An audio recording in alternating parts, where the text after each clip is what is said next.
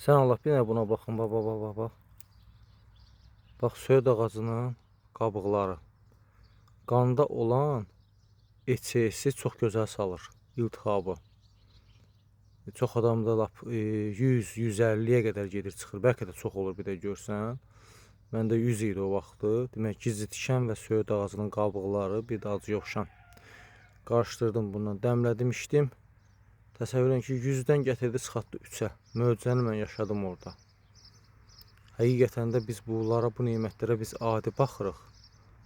Bax, bu söyüd ağacının qabıqları mükəmməl bir şeydir. Yenə də təkrar deyirəm, ECS, qanda olan ECS iltihabı mükəmməl salır. Onda o çox qalxanda insanın sümükləri, oynaqları ağrıyır. Qan iltihablı olur. Damarımızdan axan qanı keyfiyyətli eləməliyik. Bax, bundan istifadə edə bilərsiniz. Allah bütün xəstələrə şəfa versin, yardım eləsin. Düzdür, indi bunu kəsib töküblər bura.